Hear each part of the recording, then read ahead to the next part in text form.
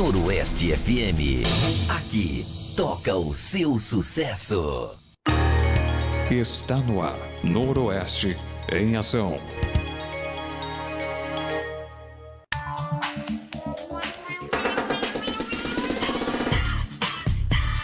Olá, bom dia para você. Estamos no ar, chegando mais um Noroeste em Ação, muita música, jornalismo, prestação de serviço para você. Tô por aqui, hein, Cris Costa, com você até às 11 horas. Programação, apresentação é minha e a direção do programa é de Gerry de Oliveira. Bom dia, Campinas, bom dia, Vila Boa Vista.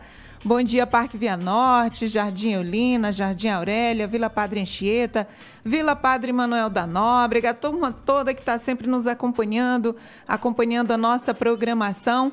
Avisando aí para quem está em casa, né, só pelo radinho, quem quiser aproveitar e assistir também, né, a gente também está online pelo YouTube, ao vivo e a cores, tá? YouTube, Facebook, todos os canais aí da Noroeste, você que está sempre nos acompanhando. Tá, é só dar uma olhadinha lá. A gente hoje tem um convidado super especial, né? A gente está com o Alexandre Padilha hoje aqui no nosso programa. Já já a gente vai falar um pouquinho com ele, mas já estou dando um toque para você já se preparar aí, né? Correr, quem quiser gravar, quem quiser, né, assistir também online, tá bom? Já falo com ele. Antes disso, vamos trazer só a nossa previsão do tempo para hoje. Temperatura máxima de 26 graus, mínima de 16, tá? Dia de sol com algumas nuvens e névoa ao amanhecer, noite com poucas nuvens. Hoje, dia do índio, hein? Dia 19 de abril. Quantas coisas para comemorar? Fica a pergunta, né? Dia da primeira batalha de Guararapes e dia estadual da juventude também. Daqui a pouco a gente traz aí os fatos curiosos e todos aqueles detalhes, né, que a gente começa com o nosso programa. Mas antes, né, hoje, né, um dia... Começando aí a nossa semana com o nosso convidado aí, né, que é o Alexandre Padilha, o nosso participante do programa hoje. O Alexandre Padilha, ele é deputado federal para São Paulo, né? Muita gente já percebeu, quem nos acompanha, né? Ele já esteve aqui na rádio outras vezes, já esteve no nosso postinho de saúde aqui no bairro, deu uma força para a gente aqui da comunidade. O pessoal ficou muito satisfeito, né? Ele é formado em Medicina pela Universidade Estadual de Campinas, foi coordenador-geral da Direção Executiva Nacional dos Estudantes de Medicina em 1990, coordenador do Diretório Central de Estudantes da Unicamp e membro do Diretório Estadual do PT de São Paulo, né, entre 1991 e 1993. Foi membro da Coordenação Nacional das Campanhas à Presidência da República de Luiz Inácio Lula da Silva em 1989 e também em 94. Entre 2000 e 2004, foi coordenador de projetos, né, de pesquisa, vigilância, assistência em doenças tropicais no Pará, Programa da Organização Mundial de Saúde, né? Em 2004, durante o primeiro mandato do governo Lula, assumiu aí o cargo de diretor de saúde indígena da Fundação Nacional de Saúde, a FUNASA, né? No ano seguinte, foi conduzido para a Secretaria de Relações Institucionais da Presidência da República, onde permaneceu até 2010. Primeiro como assessor e depois como ministro. Assumiu a pasta no fim de setembro de 2009. Foi também ministro da Saúde na gestão Dilma Rousseff e implementou no Brasil o programa Mais Médicos, que hoje faz tanta falta aí pra gente, né, no meio dessa pandemia aí. Se a gente estivesse aí ainda com o programa, com certeza as coisas estariam melhores. Ainda bem que a gente tem o SUS, hein? Mas vamos lá. Nas eleições de 2014, foi candidato a governador do estado de São Paulo, chegando em terceiro lugar. Foi secretário municipal de saúde de São Paulo de 2015 a 2017 na gestão de Fernando Haddad. Em 2018, concorreu nas eleições ao cargo de deputado federal e foi eleito para a legislatura de 2019-2022 com 87.576 votos. Bom, deputado, bom dia. Quanta coisa, hein? Muita experiência. Bem-vindo mais uma vez aí à Rádio Noroeste. Tudo bom, Cris? Um abraço em você, um abraço no Gerry que está aqui do nosso lado. Um grande abraço a todos que nos ouvem, que nos assistem, porque agora ouve, assiste, faz tudo ao mesmo tempo, interage, manda pergunta. Tô aqui à disposição de vocês para conversar. Para mim é sempre um prazer, uma honra. Toda vez que eu venho para Campinas, eu falo assim, opa, antes eu quero passar lá no Noroeste. É importante falar. E o Jerry está aqui do nosso ladinho, aqui, tá me auxiliando. Hoje ele que é meu ajudante, né? O Jerry faz um trabalho muito legal, né? Já aqui na Vila Boa Vista e sempre está em contato aí com Alexandre Padilha para nos auxiliar aqui com as coisas no bairro, né? Em relação a essas questões de saúde. Bom, é um prazer também, viu, deputado, estar recebendo mais uma vez você aqui na nossa rádio. Muito bacana aí essa interação, mas vamos ao debate. A Covid-19, né, pegou o mundo de surpresa. Bom, o Brasil despreparado devido aos cortes na área da saúde, né, promovido pelo governo Temer e pela política econômica de Bolsonaro e Guedes, e chegamos a mais de 370 mil mortes. E o vírus não para, avança, continua acelerado. Estudos recentes apontam que as novas variantes colocam todos os brasileiros, sem exceção, como grupo de risco. E aí, como contornar aí essa situação, deputado?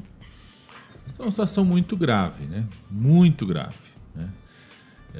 Nós estamos vivendo o momento mais difícil da pandemia, por incrível que pareça. Um ano depois, né, Cris? Um ano depois, como se a gente já soubesse tudo, né? Tudo dos acertos, dos erros que foram cometidos. O Brasil ainda está no momento mais crítico da pandemia. Inclusive, hoje, a Organização Mundial de Saúde meio que convocou o ministro brasileiro, o novo ministro do Bolsonaro, para explicar a situação do Brasil. Todo mundo quer saber, porque o Brasil virou a maior ameaça global à Covid-19. Porque nós estamos tendo tantos casos, tanta transmissão, que faz com que o Brasil tenha virado um cativeiro de mutações do vírus e que essas mutações vão colocando em risco as pessoas, porque elas são mais agressivas, transmitem mais, pegam o público mais jovem. E daqui a pouco, o grande medo que o mundo tem é que uma dessas mutações seja resistente às vacinas, né? Você tomar a vacina e não funcionar para esse vírus. Por enquanto, felizmente, as vacinas têm funcionado. Quero reforçar as pessoas, tomar a vacina. Tem muita gente preocupada com fake news que surge. Não, vamos lá, vamos tomar a vacina. Muito importante. Quem for chamado, né, que já está na idade, os profissionais de saúde, todo mundo, quem já tomou a primeira dose, fica atento da data da segunda dose, não vai perder a segunda dose, não pode perder a segunda dose, né? Nós estamos nessa situação. Por enquanto as vacinas são eficazes, mas a grande preocupação que existe no Brasil e no mundo é que essas mutações possam ser resistentes à vacina. Por isso o Brasil está passando vergonha, está sendo convocado pela Organização Mundial de Saúde. O ministro da Saúde foi marcado para o dia 30 de abril. Vamos ver se ele vai, né? Vamos ver se ele vai, para tentar explicar para o mundo inteiro o desastre, o genocídio que é a postura do Bolsonaro diante da pandemia da Covid-19. É importante reforçar aí a importância, né, de tomar as vacinas e de tomar os reforços também. As fake news têm atrapalhado demais. A gente tem visto aí pessoas falando com muita fé, assim, eu não vou vacinar. Essa vacina é que vai me matar. É triste, né, a gente ver um governo que é o ponto central aí das fake news, né? Isso provoca, assim, um prejuízo muito grande, né, na questão da saúde. Cris, é muito importante o mundo se vacinar. Eu estou deputado, mas sou médico, infectologista, então sou especialista nessa área. Dou aula, então eu dou aula nas unidades de saúde, continuei dando aula mesmo sendo deputado, durante a pandemia. Hoje à tarde eu vou estar em Campinas, aqui no Osiel, lá aqui na periferia de Campinas, unidade básica de saúde, junto com os alunos. Então, por conta disso, todos os profissionais de saúde já foram vacinados aqui em Campinas. Então, eu fui chamado para ser vacinado, esperei meu momento lá na fila, tomei a vacina. Então, eu acho que é importante a gente falar isso, porque às vezes fala assim, ele está falando para tomar a vacina, mas não tomou. Não, fui lá, tomei a vacina. Então, a gente garantir isso é muito importante, né? É muito importante essa segurança. Você que foi chamado para tomar a vacina, ou foi chamado para tomar a segunda dose, vá lá, né? Tomar a segunda dose, muito importante. Você sabe que no primeiro momento, Cris, falavam mal da vacina chinesa, né? Então criaram muita coisa sobre a vacina chinesa, né? E a vacina, vou pegar aqui meu cartão de vacina para mostrar pro pessoal. Não sou igual o Bolsonaro que esconde o cartão de vacina, não, viu, gente? Olha aí. Primeiro falavam da vacina chinesa, né? Sim. Essa vacina chinesa, não vou tomar tudo. Até a mãe do Bolsonaro tomou a vacina chinesa, pra vocês saberem, verdade. viu? O Bolsonaro falou que não tomaram, não acreditaram. A mãe dele tomou a vacina, que é a chinesa, junto com o Instituto Butantan. O presidente Lula tomou a vacina do Instituto Butantan, eu estava junto com ele nas 2 doses, né? E aí depois começou a preocupação sobre a outra vacina, a da AstraZeneca, junto com a Fundação Oswaldo Cruz. Então eu quero mostrar meu cartão aqui. Se o pessoal consegue ver, ó, isso aqui, ó, hoje acabei de tomar a 2ª dose hoje. Eu tomei a primeira dose no começo de abril como profissional de saúde, hoje tomei a 2ª dose, AstraZeneca, para ninguém ter dúvida.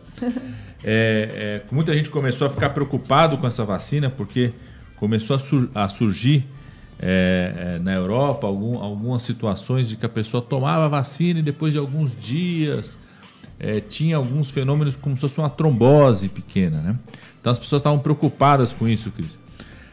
Mas aí os estudos mostraram o quê? O risco de você ter uma trombose por conta da Covid é maior do que você ter pela vacina. Então não corra o risco, né, de ficar sem tomar a vacina, correndo o risco de pegar a infecção da Covid-19, que pode ser muito mais grave em relação à morte e pode também te levar a ter trombose, eventos trombóticos por conta da Covid-19. Então, tome a vacina, eu tomei a minha 2ª dose aqui, estou vacinado.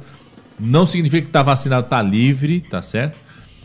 Daqui a 14 dias eu estou com a proteção mais completa, mas vou continuar usando máscara, vou continuar com as precauções.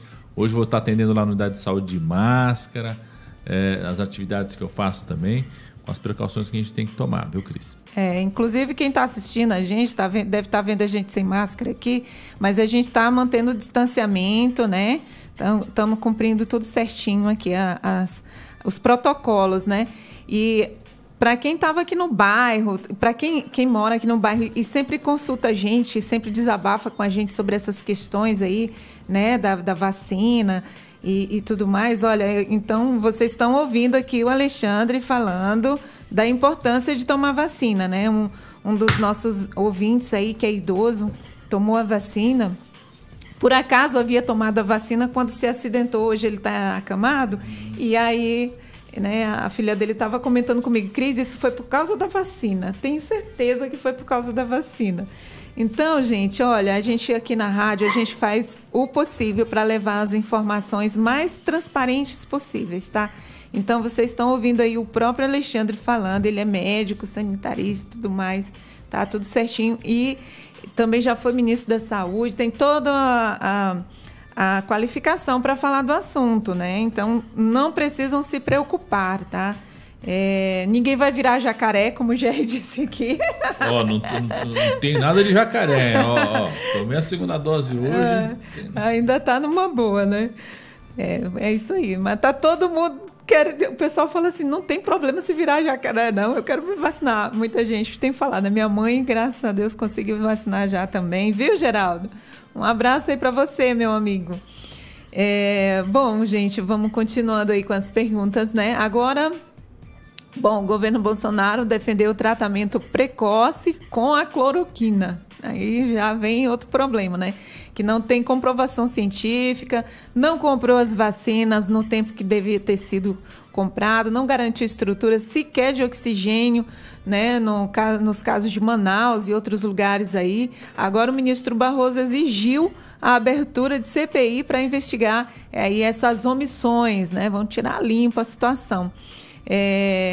Então, o que você acha, Alexandre, sobre essa CPI, né? Poderá acabar em um impeachment ou vai acabar em pizza? Nós temos que trabalhar para isso. Você sabe, viu? Foi uma boa, né? Que a CPI, o pessoal tem uma frase, diz assim, todo mundo sabe como começa uma CPI, ninguém sabe como termina. Ela pode... Eu não tenho dúvida nenhuma que o Bolsonaro quer fazer uma boa pizza nessa CPI, vai trabalhar para isso.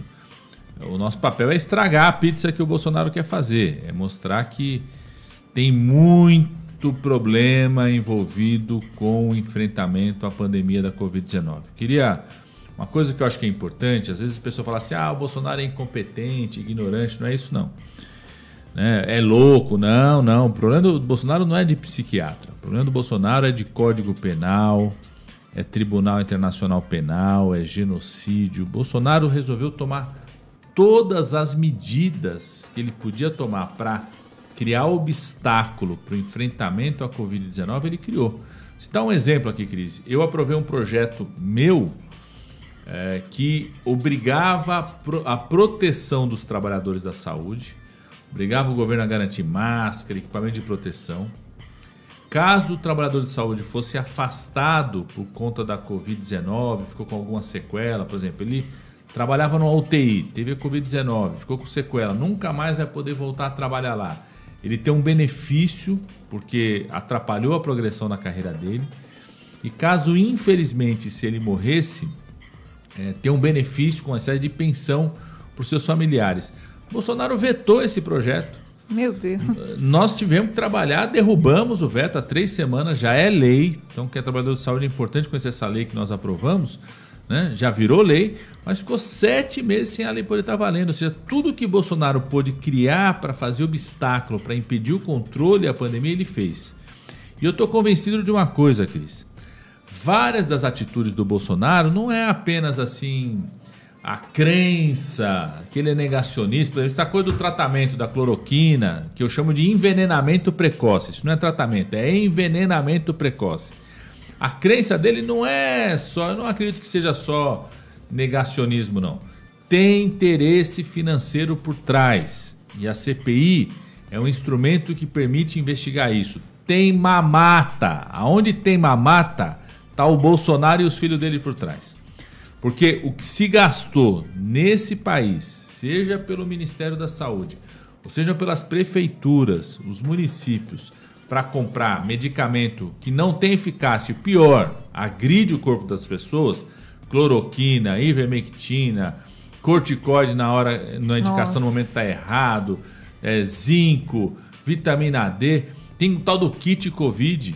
Eu sei que aqui em Campinas estão pressionando a prefeitura, inclusive na Câmara Municipal, tem vereadores lá que estão pressionando, fizeram a sessão, deram um auê, falam dos resultados. Não tem nenhum resultado consistente, gente, sobre isso. O que tem é interesse financeiro, tem mamata aí por trás, e a CPI... Inclusive quiseram bater muito na rádio, né, Jair? Deu uma fofoca, isso, olha, bateram até na Rádio Noroeste, porque a gente tá fazendo as denúncias, né? Expomos aí umas conversas aí de uns vereadores aí bem, né, Jair? É uma pena que você tá sem microfone. Bem louca. Mas tô sabendo. E eles vão ter que tentar bater mais, e a gente não vai deixar, porque nós vamos descobrir mais coisa. E a rádio aqui no Noroeste vai dar mais coisa, mais mamata que tá por trás desse envenenamento precoce. Isso não é tratamento, não. Gente, vocês lembram o seguinte, os Estados Unidos, o Trump no começo defendia essa mesma coisa do Bolsonaro. Tem que dar cloroquina. Aí ele mandou produzir lá. Tentou enfiar esse medicamento nos americanos. Aí assim que saiu o estudo, um dos primeiros estudos foi lá nos Estados Unidos, que mostrou que a cloroquina não só não trazia benefício, mas podia trazer risco às pessoas. Proibiram o Trump de distribuir cloroquina lá. Qual foi a primeira coisa que ele fez? Botou no avião e mandou aqui pro Bolsonaro. Mandou pro quintal dele, como ele vê. Pro lixo dele. Vocês viram o Trump mandar uma vacina aqui pro Brasil? Vacina eficaz eles não mandam, não. Tá tudo lá nos americanos vacinando. Cloroquina que não serve pra nada. Joga pra... No caso da Covid-19, joga pro Brasil, pro quintal brasileiro. Então, não entrem nessa. E o que é grave, viu, Cris? É o seguinte, uma coisa é o médico, porque tem médico que fala assim, não, eu prescrevo, a minha responsabilidade, tudo. Se o médico quiser fazer isso, ele que assume a responsabilidade, está fazendo uma coisa errada. Isso que eu ia perguntar para você, porque o pessoal pergunta aqui pra gente, né? Cris, mas o médico receitou, né? Então, mas... e aí eu tenho que falar, não tome. Se o médico receitou, mas não tome, porque não tem comprovação. Aí o pessoal... né, questiona mas se foi o médico que receitou, como é que eu não vou tomar se o próprio médico está receitando? Infelizmente, esses médicos estão fazendo o que a gente chama de charlatanismo. Vários deles, inclusive, fazendo propaganda disso. Agora, o que é mais grave ainda, Cris, Porque uma coisa é o médico, ele que assume a responsabilidade do que está fazendo. Vocês acabaram de ver na semana passada, não sei se você viu, médicas que estavam fazendo cloroquina, inalação de cloroquina, e morreu uma gestante por conta disso. Verdade. Então, ele assume a responsabilidade. Agora, tem uma coisa mais grave que é o seguinte, quando o governo compra, a prefeitura compra, não é só o médico que está decidindo, ali está gastando dinheiro nosso, dinheiro público, fruto dos nossos impostos, num medicamento que não tem efeito. Se pegasse esse dinheiro, Cris, e tivesse comprado medicamento para kit de intubação de quem está dentro da UTI, tivesse comprado um aparelhinho que eu chamo do termômetro do pulmão, que é o oxímetro, que é um aparelhinho que você bota aqui no dedo, você fica sabendo se tá com a saturação do oxigênio, tá boa ou não no pulmão.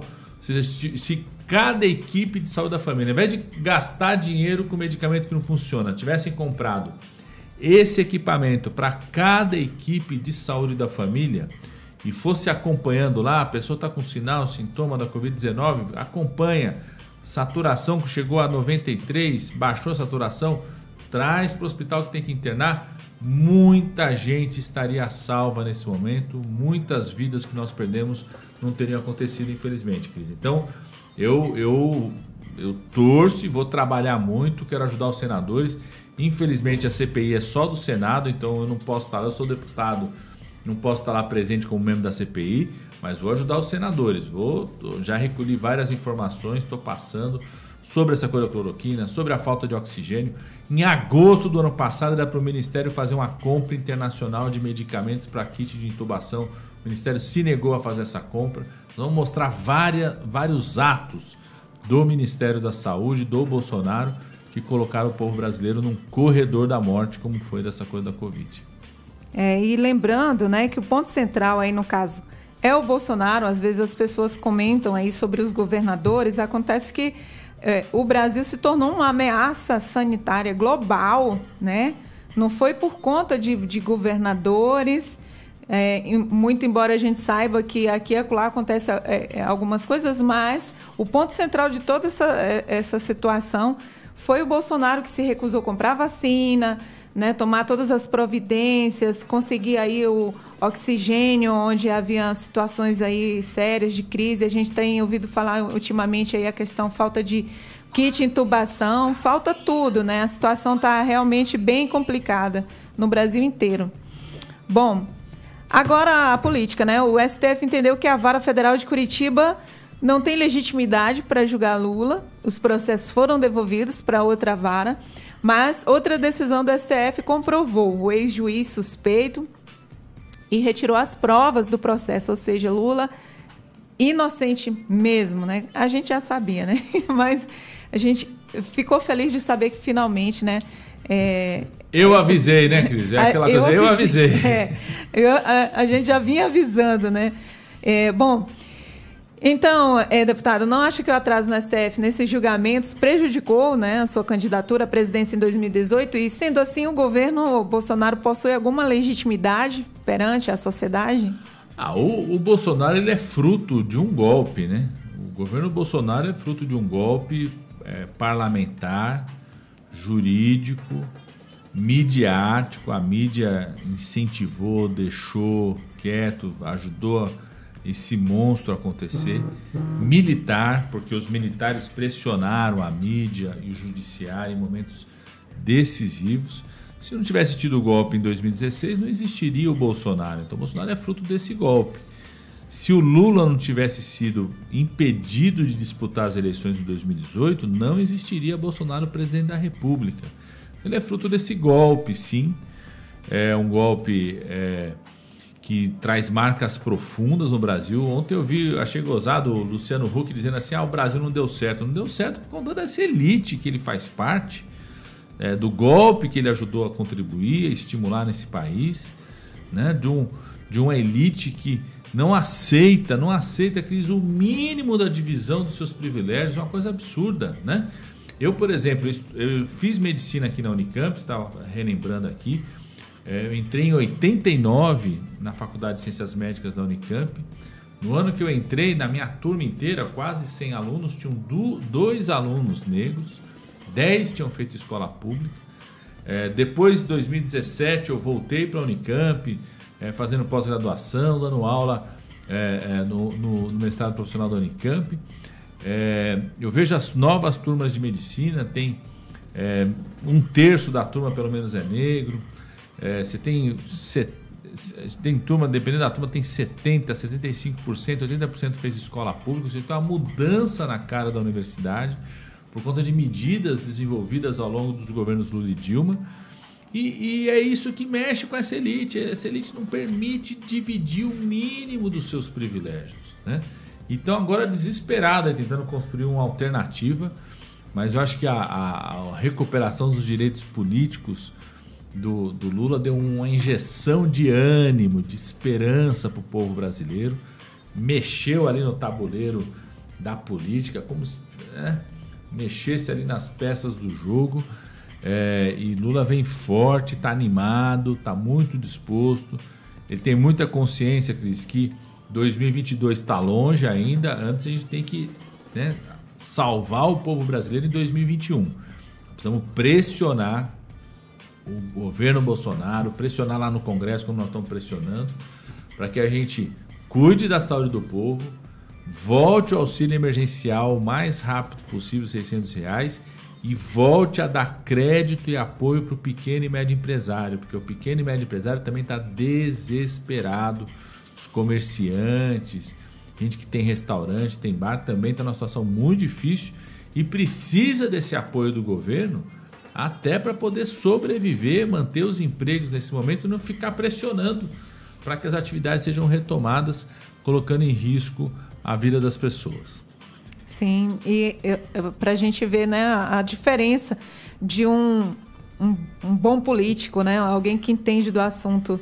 Foi só Lula fazer a primeira fala dele, depois de ser inocentado aí, e aí a gente viu o Brasil inteiro mobilizado, mobilizou até mesmo o Bolsonaro, que resolveu, né, defender a vacina, realmente, foi lá, né, rapidinho as coisas mudaram, né, o pessoal começou a criar memes aí, né, aprenda como ser um bom político, né, mas Lula é realmente, né, isso aí ninguém pode negar, é um grande político, né? Entende muito. Ô Cris, Bolsonaro treme nas bases quando vê o Lula. Treme nas bases quando vê o Lula. Porque o Bolsonaro, esses políticos da extrema direita, eles têm uma seguinte lógica, Cris, é o seguinte.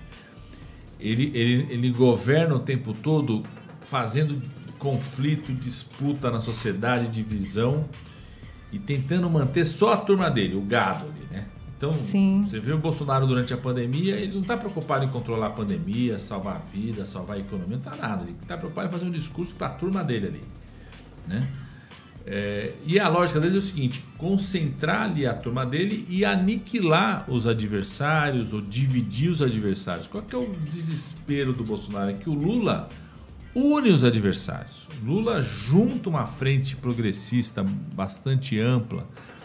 O Lula traz com ele a possibilidade real de uma alternativa a Bolsonaro. É isso que o Bolsonaro está desesperado, está tremendo nas bases, ficou meio sem rumo em relação ao que fazer.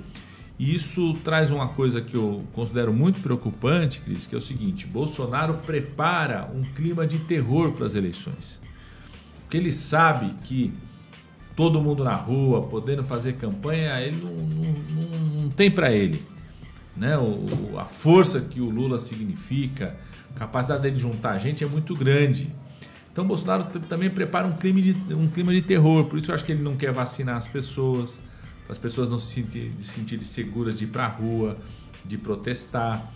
Ele fez essa mudança no Ministério da Justiça e no Ministério da Defesa, que bota um cara da Polícia Federal no Ministério da Justiça para controlar as PMs e a relação com as milícias. Bota o cara que é especialista em milícia no Ministério da Defesa. Ele fez mudanças ali na composição do Ministério. Ele, a turma dele do Gabinete do Ódio, fica preparando um clima. Sabe o que eu acho que eles preparam? Quer dizer, assim, um clima assim, para as pessoas ficarem até com medo de fazer campanha, de sair para a rua, sim, de fazer atividade.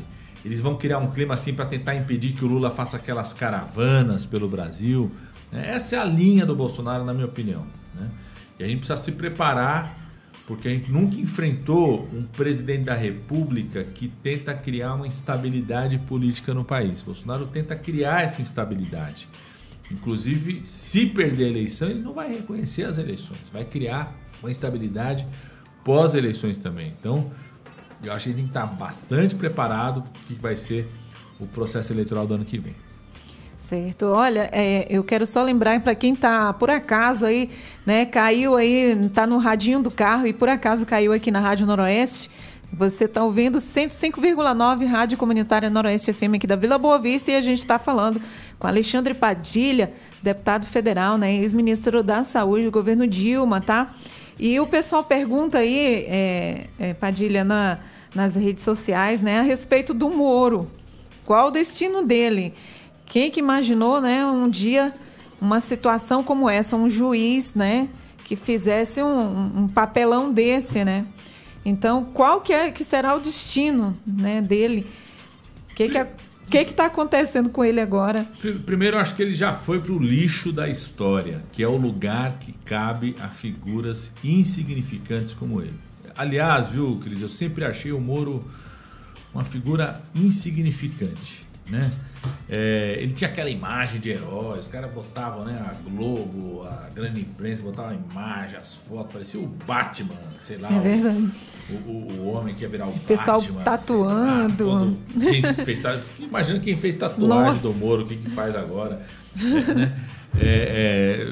Eu vi outro dia na internet um videozinho assim, como mudar a tatuagem do Moro, né? Como ideias para mudar a tatuagem do Moro, né? Misericórdia.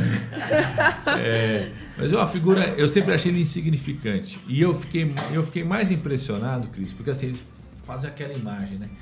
Eu fui depor como testemunha do presidente Lula 2 vezes nos processos do Moro. E eu saí assim do depoimento assim, com a sensação de gente, que ser insignificante. Até aquela vozinha dele, sabe? As perguntas que ele fazia, né? E ele passa vergonha o tempo todo, né? Ele tenta passar uma ideia de cultura, de erudição que ele não tem. Outro dia chamou Edith Piaf de Edith Piaf. Ele passa vergonha o tempo todo, né? Ele já foi pro lixo da história. Eu acho, né, que a decisão do STF, inclusive de declará-lo como suspeito, juiz suspeito, que é o chamado juiz ladrão, né? No futebol é o juiz ladrão, vai ser consolidado, acho que essa posição, né? E acho que ele vai tentar sobreviver trabalhando para os empresários, né? Para o setor econômico, de uma certa forma que ele atendeu na postura política que ele teve enquanto juiz, né? Ter tido uma postura de perseguição em relação ao presidente Lula, ter tido uma postura, toda a turma da Lava Jato tem uma postura irresponsável em relação à cadeia do petróleo e gás no país. Eu sou totalmente a favor de se investigar qualquer escândalo ou caso de corrupção, Cris, sobre as empresas privadas, mas tem que fazer como as grandes nações fazem. Você vai lá, você pune o diretor da empresa, mas você salva a empresa. Né? Os Estados Unidos, por exemplo, teve uma vez um escândalo dentro do Pentágono lá, que é o lugar, né, o Estado-Maior das Forças Armadas dos Estados Unidos, sobre um negócio de software. Em uma semana, eles puniram o dirigente da empresa, mas em uma semana a empresa estava podendo voltar a fazer contrato com o governo americano, mantendo as suas atividades. O que eles fizeram com a Petrobras e com as empresas que serviam essa cadeia do petróleo e gás, ou seja, não é que eles puniram o dirigente, eles quebraram as empresas, mandaram as pessoas embora, os engenheiros, os profissionais, criou um rastro de desemprego nesse setor, quebrou uma engenharia muito importante de obras do campo do petróleo, do gás, da cadeia do petróleo e gás no nosso país, acabou com o investimento feito pelas empresas. As empresas mandaram engenheiros para a Holanda, para a Noruega, para os Estados Unidos, para vários países do mundo, para aprender sobre prospecção de petróleo, sobre como é que faz extração, distribuição. Um investimento de décadas foram feitos foi tudo por água abaixo, esse povo está sem emprego, ou foi fazer outra atividade, quebrou a nossa cadeia de petróleo e gás. A gente aqui de Campinas sabe a importância da indústria do petróleo, a importância da refinaria de Paulínia, sindicatos petroleiros de Campinas e região, a referência histórica. Foi destruído esse setor. Eu queria lembrar aqui uma coisa, Cris, quando a gente teve... Santa Rosa tá ouvindo. Opa, manda um abraço para Santa Rosa. O Jerry falou aqui, ó, Santa Rosa tá ouvindo. Eu queria lembrar aqui, 2008 e 2009, Cris. 2008 e 2009 foi a crise do setor financeiro lá nos Estados Unidos, dos bancos, tudo, né? E o Lula falou o seguinte, ó, temos que transformar aquilo que é uma pneumonia numa coisa fraca, num resfriado aqui. Que era um tsunami no capitalismo, tem que ser uma marolinha aqui no Brasil. Naquele momento, 13% do PIB brasileiro, da economia brasileira, dependia do setor do cadeia petróleo e gás. Então o que o Lula fez? Ó, vou fazer um grande investimento nesse setor. Então a gente fez a coisa do pré-sal, aumentou a prospecção, começamos a fazer refinaria, investimento em produção de navios, de plataforma aqui no Brasil, chamado conteúdo nacional, ou seja, estimular as empresas. Uma cadeia inteira foi envolvida em relação a isso, pessoas foram se formar, se qualificar, montamos um centro de pesquisa junto com as universidades. Todo investimento feito, veio o juiz Moro e a turminha dele, o conluio dele da Lava Jato, numa operação muito suspeita. A história já está mostrando, mas a gente vai conseguir descobrir mais coisa ainda de relações com petroleiras internacionais, com o Departamento de Estado dos Estados Unidos, para destruir a cadeia do petróleo e gás. Então, primeiro, nós estamos felizes, estamos esperançosos e animados com a recuperação dos direitos políticos do presidente Lula.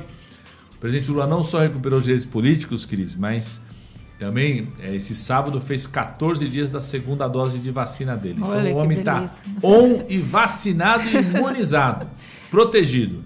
Mas a nossa próxima luta é o reconhecimento do papel irresponsável desse conluio de Curitiba que quebrou a cadeia do petróleo e gás no país, que nós estamos até hoje sofrendo consequências disso.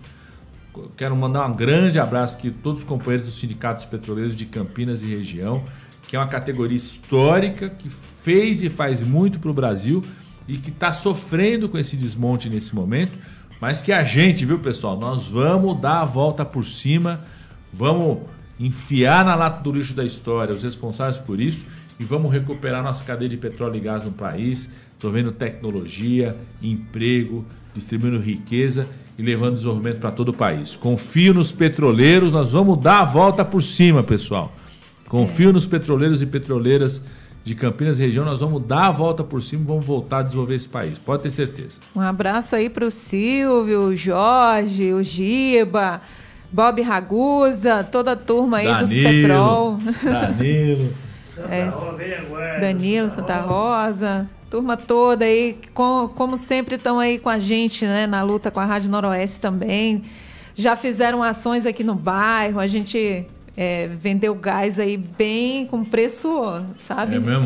Fizemos uma ação muito legal em parceria aí com eles em parceria com a gente, foi muito bom. A comunidade gostou demais. Bom, nós vemos todos os dias o embate Bolsonaro e Dória, mas o termômetro de Dória são leitos de UTI, né, que demonstra seu compromisso com setores empresariais que defendem a política econômica de Guedes, ou seja, manter a economia funcionando, mesmo que isso gere mais mortes e mais sofrimento. Para você, Alexandre, eles são iguais? Existe diferença aí?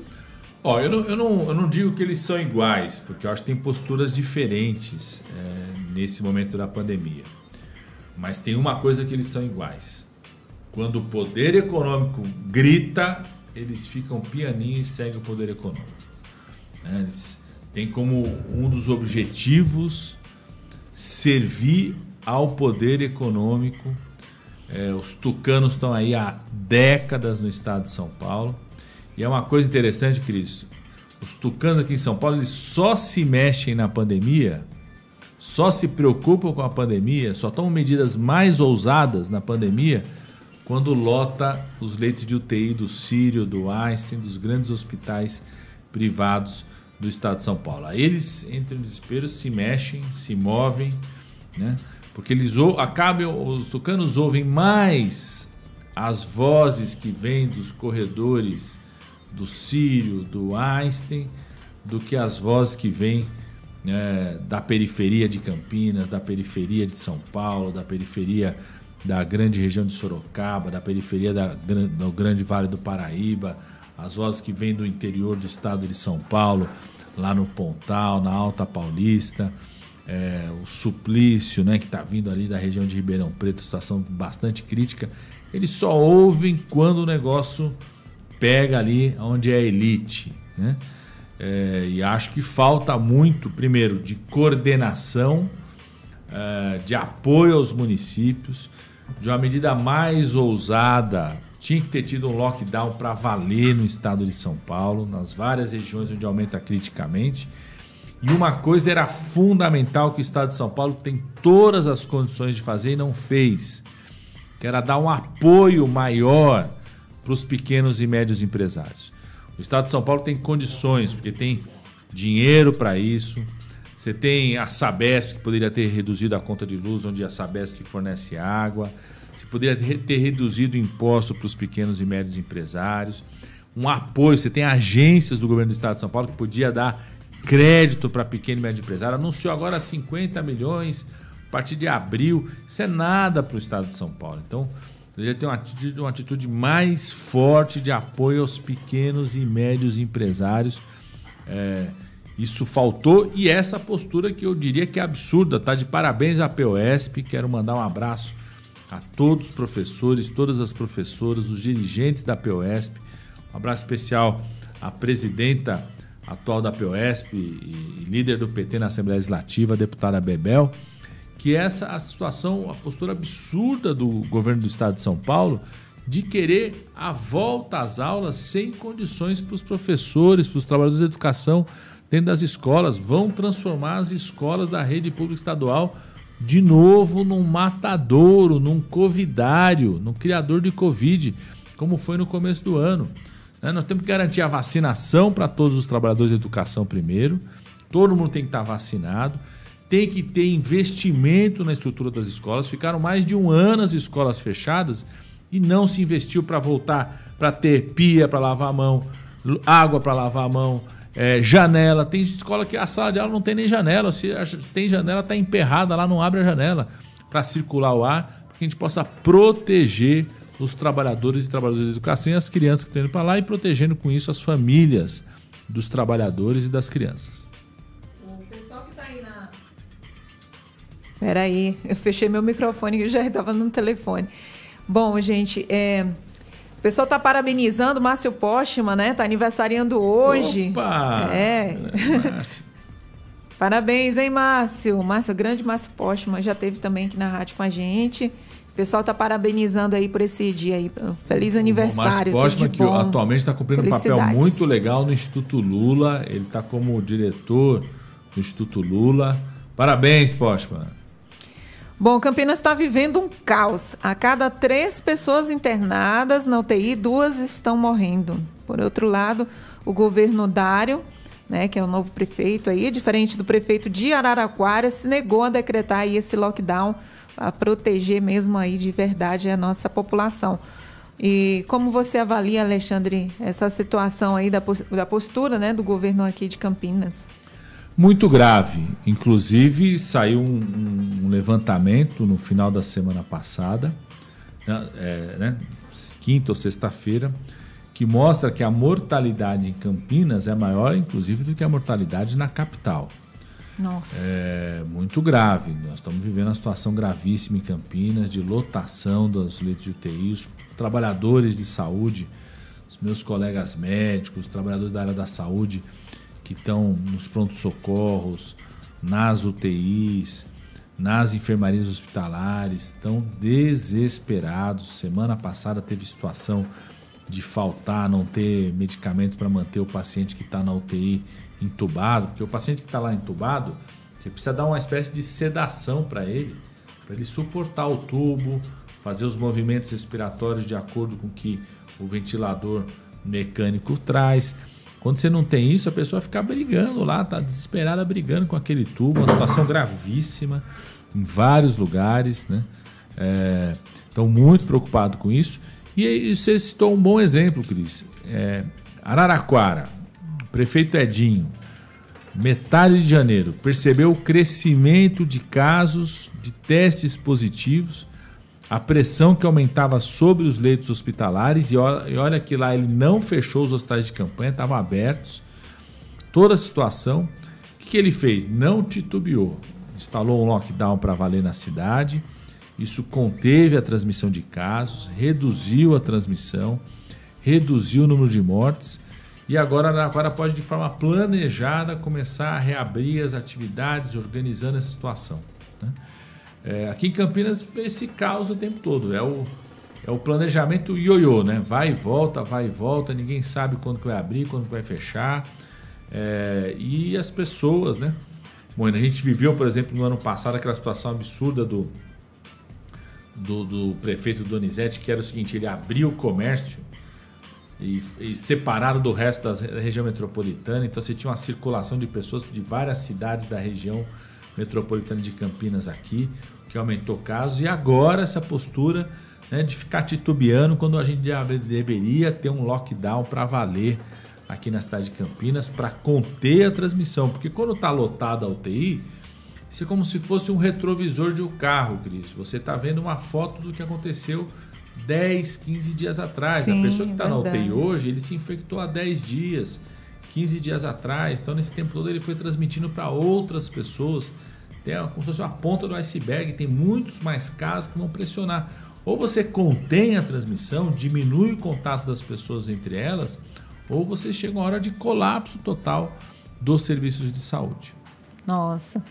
E os nossos ouvintes estão perguntando a respeito dessa questão desses médicos aí que prescrevem essas medicações que não têm comprovação científica, né, para Covid-19, e muitas vezes os pacientes acabam morrendo ou precisando de um transplante de fígado, situações aí muito graves, né, efeitos colaterais e tudo mais. Então, cabe processo aí em respeito a esses médicos? Tem que denunciar, viu, Cris? Tem que denunciar. Outro dia, inclusive, eu participei de uma denúncia que foi feita a um médico em Franca. No caso ali é porque ele se negava a usar máscara dentro da unidade de saúde. A paciente falou para ele: o senhor precisa usar máscara, o senhor está em contato com as pessoas. Não vou usar. Aí saiu falando de esse envenenamento precoce. A gente entrou junto ao Ministério Público, as pessoas têm que denunciar junto ao CRM. A gente participou da denúncia também de um outro profissional em outro estado relacionado àquela cloroquina inalatória. Tem que fazer denúncia porque isso é charlatanismo. E a gente precisa ter uma postura mais firme do Conselho Federal de Medicina, dos conselhos regionais em relação à situação. Deveriam ter uma postura mais firme em relação a isso, de não permitir médico e médica fazer propaganda de medicamento que não só não tem eficácia, como agride o corpo das pessoas. Aqui na Unicamp, a professora doutora Ilka, que é a responsável, né, a professora titular, responsável por toda a parte de gastrocirurgia da Unicamp, responsável pelo grupo de transplante do fígado, relatou os casos de pessoas que infelizmente tiveram hepatite fulminante por conta desses medicamentos, entraram ali na fila do transplante do fígado, infelizmente não tinha fígado para elas, morreram. Então a gente tem visto cada vez mais um grande número de casos de pessoas que chegam no hospital já com hepatite, principalmente com hepatite ou com alguma alteração, inclusive às vezes de nível neurológico, por conta do uso desse envenenamento precoce, que dificulta, inclusive, o tratamento, o cuidado das pessoas, sobretudo aqueles que estão dentro da UTI. A gente quer agradecer, inclusive, aí o pessoal que está fazendo as perguntas, né? Estão participando, tá o Robertinho online aí, assistindo a gente, pessoal dos petroleiros, o Giba, o Reginaldo, a turma toda aí que está nos acompanhando. Um abraço e um bom dia aí especial para todos aqui também da Vila Boa Vista, do Parque Via Norte, que estão sempre acompanhando a nossa programação, tá? Bom dia, seu Joaquim, um abraço aí também para o senhor, tá bom? Bom, e o Giba pergunta, né? O Giba também, petroleiro. Ele abraço, pergunta Giba. sobre a Covid. Não seria o momento para uma greve geral sanitária no país? Eu acho uma boa, Giba. Outro dia, inclusive, eu ouvi o pessoal da CUT juntando aí a força sindical, as outras centrais sindicais, de fazer o lockdown dos trabalhadores, né?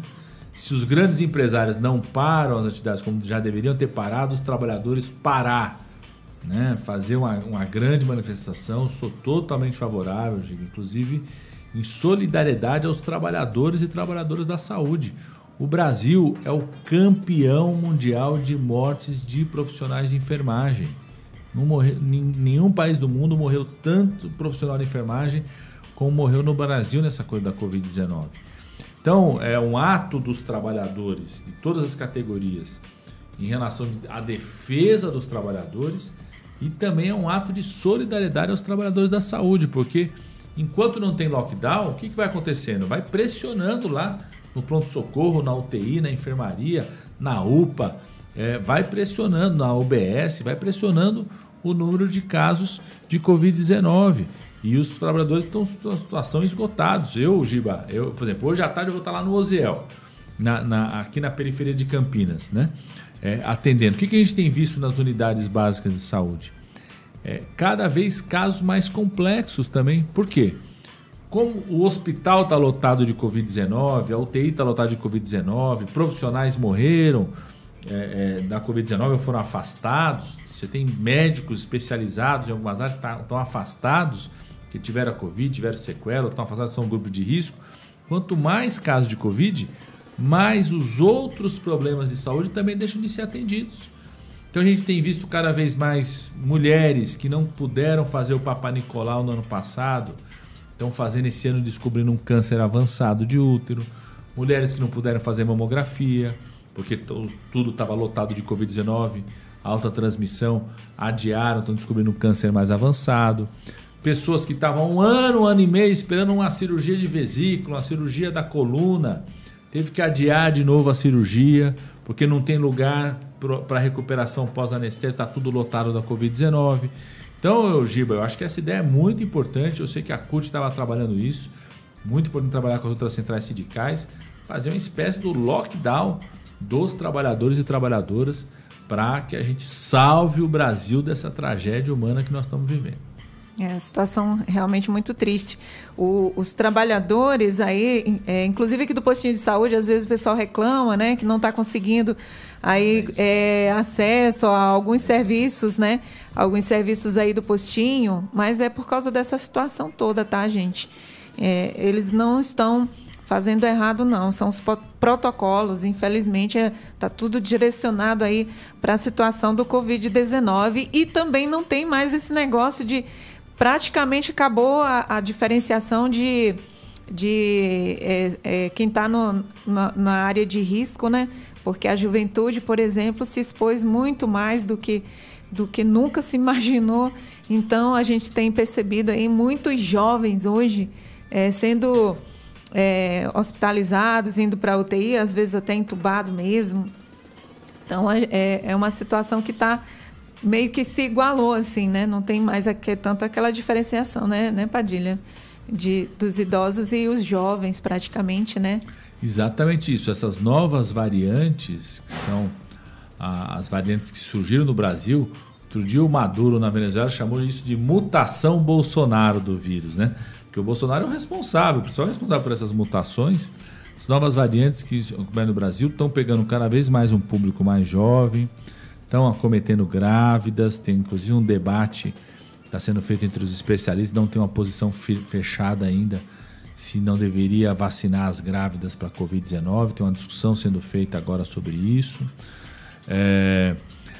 Transmitem mais rápido, então de fato muita gente no começo fala assim, eu sou jovem, tenho corpo de atleta, não vou ser afetado. É afetado e pode morrer, inclusive para a Covid-19, porque aumentou muito a internação no público mais jovem. Esse caso de que muitas pessoas, né, principalmente os que acompanham o Bolsonaro, que falam, defendem essa imunidade de rebanho, não precisa da vacina, acha que vai pegar e vai passar numa boa. a imunidade de rebanho é uma ilusão, né, Padilha?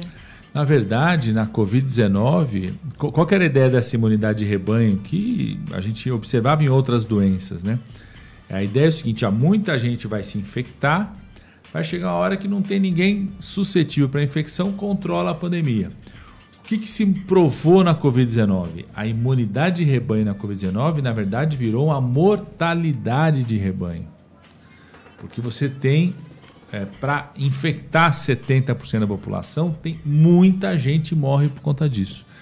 E uma outra coisa que ficou provada é que as pessoas podem pegar a Covid-19 duas vezes. Você pode ter reinfecção. Então você não consegue controlar nunca desse jeito. O maior exemplo disso foi a cidade de Manaus, que viveu aquele colapso do sistema de saúde duas vezes. Uma no começo da pandemia, lá abril, maio, foi a primeira grande capital a entrar em colapso.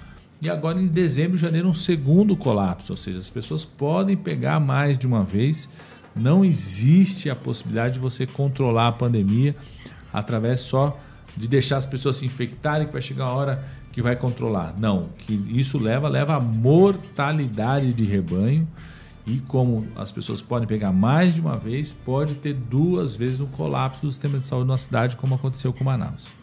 A gente tem visto muito essa situação lá no Norte e Nordeste, onde a gente percebe que são as regiões onde tem menos acesso aos recursos federais.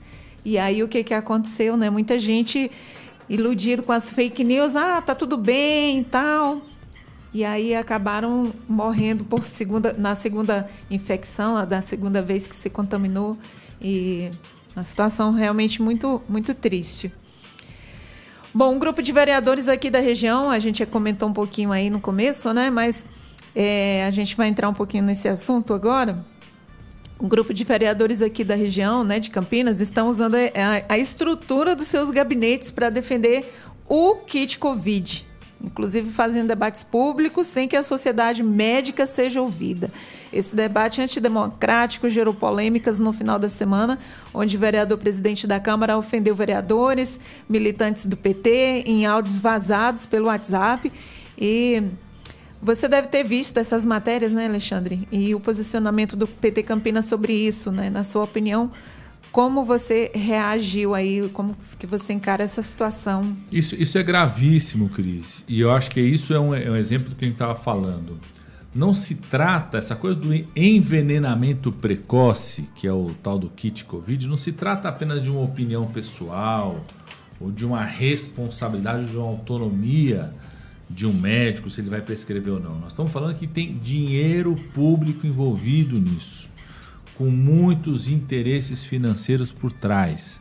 Seja o interesse financeiro de quem vende esses medicamentos, ou seja o interesse financeiro de quem quer construir uma ilusão na cabeça da população, de que ela pode se expor, não tem risco, pode ir lá, pode voltar a aglomerar, pode voltar a trabalhar, tudo pode voltar ao normal, porque se ela tiver a Covid-19, ela vai tomar esse medicamento e vai ser curada. Ou seja, tem interesses financeiros por trás.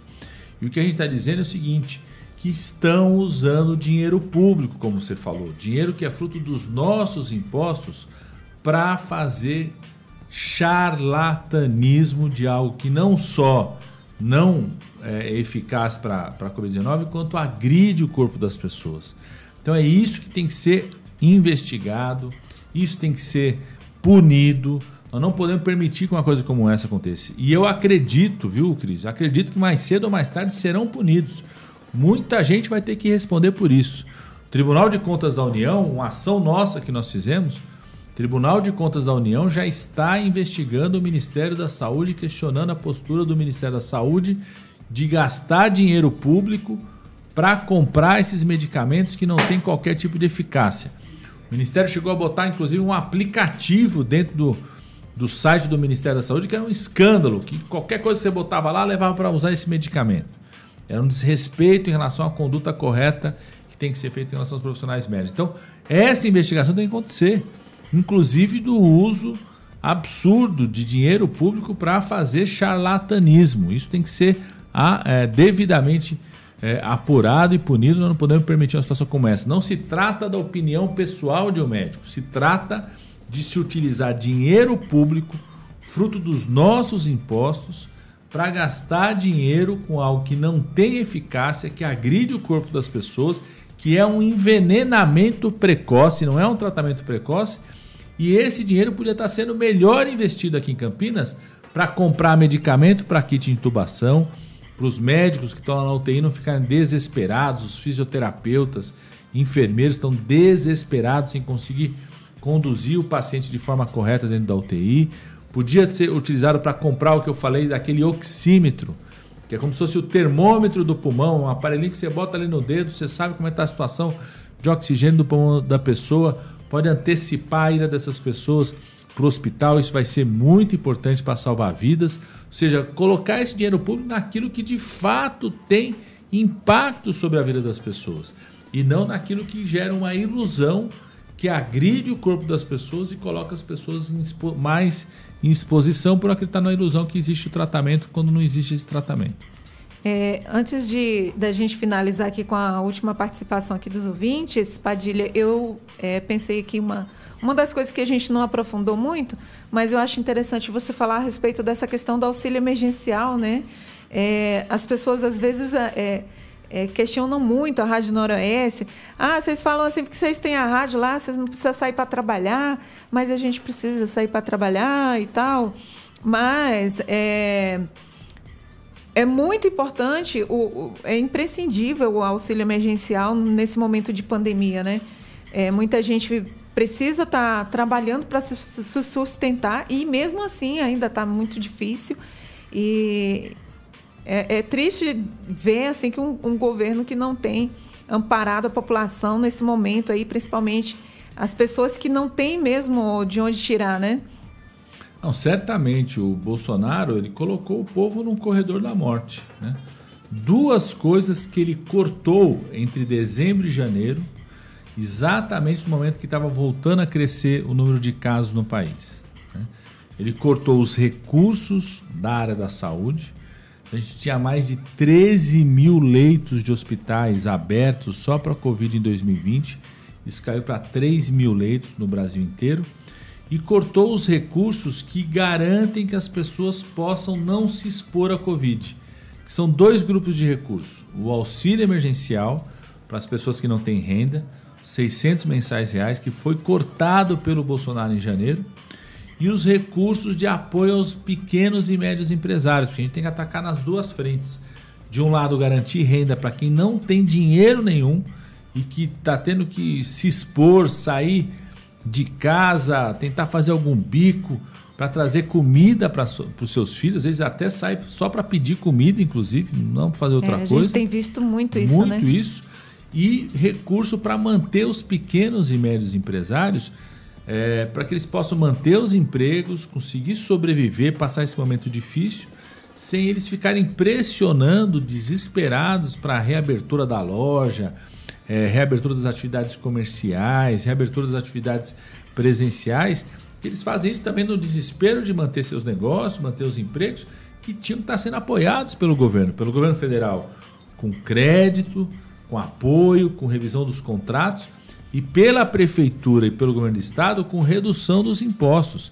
A prefeitura não devia cobrar IPTU para pequeno e médio empresário nesse momento. Não deveria cobrar uma série de taxas que cobra. O governo do estado não deveria cobrar taxas, ICMS, como cobra para pequeno e médio empresário nesse momento. Tinha que estar todo mundo sem essa cobrança para poder ter um recurso para manter os empregos e enfrentar esse momento difícil que nós estamos vivendo no Brasil. Certo. Olha, tem uma participação, né? O pessoal está perguntando. Você conhece aí o caso da Rota das Bandeiras, que recebeu gratuitamente uma área, né? Uma área pública em detrimento de um instituto federal. O que você teria para dizer numa situação dessas também, né? Você conhece? Isso conheço, isso é um absurdo. Inclusive, a gente fez audiências públicas aqui. Se envolve a possibilidade da expansão do Instituto Federal. Nós fizemos audiências públicas sobre isso. Tinha um terreno que podia ser utilizado para a expansão do Instituto. Era uma luta dos alunos, dos moradores, dos trabalhadores do Instituto. E, infelizmente, essa área foi cedida para a dona dos pedágios, aí, do pessoal da concessão dos pedágios das estradas, que ocupou essa área quando poderia ter sido cedida para o Instituto Federal. Na época, inclusive, a gente até provocou os deputados estaduais para fazerem audiências públicas na Assembleia Legislativa. Nós fizemos audiências junto, acionamos, né? Enquanto deputado federal, é uma coisa que tem mais a ver com o Estado, mas a gente resolveu, enquanto deputado federal, acionar, inclusive, os órgãos de controle no Estado para averiguar essa situação, porque é muito importante a gente poder expandir, né? A gente tem um ganho importante com o novo campus do Instituto Federal no Campo Grande, mas é importante a gente poder expandir os dois para garantir acesso, possibilidade de ensino para as comunidades que envolvem o nosso Instituto Federal aqui em Campinas. Certo. Padilha, eu quero agradecer, antes de qualquer coisa, mais uma vez a sua companhia, a sua participação aqui na Rádio Noroeste. E eu pergunto para você se você tem mais alguma coisa que você gostaria de colocar, que a gente não comentou aqui. Fica à vontade para... Não, eu que agradeço, viu, Cris, Jerry, para mim é sempre uma honra poder estar aqui com vocês. Agradecer a todo mundo que acompanhou aqui, mandar um abraço especial ao pessoal dos petroleiros aqui de Campinas e região, que participaram, mandaram pergunta, que interagiram fortemente. E uma mensagem de esperança para todos nós, gente. Nós vamos superar essa. Apesar de Bolsonaro, o Brasil é maior do que Bolsonaro. Os trabalhadores de saúde, a luta do SUS é maior do que Bolsonaro. Nós vamos superar essa. Vamos dar a volta por cima. Esse país vai voltar a ser grande, vai voltar a ser respeitado no mundo, vai voltar a ter portas abertas para o mundo, porque hoje, né, o brasileiro que quiser viajar para qualquer lugar do mundo, além de não conseguir por causa do preço do dólar, se tiver dinheiro para ir, não consegue entrar nos outros países, porque o Brasil virou um pária internacional, né? Nós vamos superar isso, o Brasil vai voltar a ser respeitado no mundo, pode ter certeza. O presidente Lula tem dado uma injeção de ânimo e de esperança em todos nós. Um grande abraço. Queria fazer um convite para o pessoal. Nós temos, durante essa semana, audiências públicas importantes lá na Câmara dos Deputados. Então o pessoal pode entrar no site da Câmara dos Deputados, ou então no nosso perfil na rede social, que é o @padilhando. Vai estar sempre transmitindo as audiências públicas sobre vários temas que foram discutidos aqui lá na Câmara dos Deputados. Um grande abraço. Eu que agradeço, Padilha, mais uma vez a sua participação, a sua presença aqui na Rádio Noroeste. Valeu e até a próxima. Bom, minha gente, olha, a gente vai continuando aí com a nossa programação e eu volto já aí com as nossas matérias, as nossas notícias, agradecendo também a participação dos nossos ouvintes aí com as perguntas e todos que ficaram online, né? O pessoal da CUST, do Sinergia, turma toda, mas que estava assistindo sem fazer perguntas, mas estavam aí acompanhando, tá? Um abraço. E eu volto já já.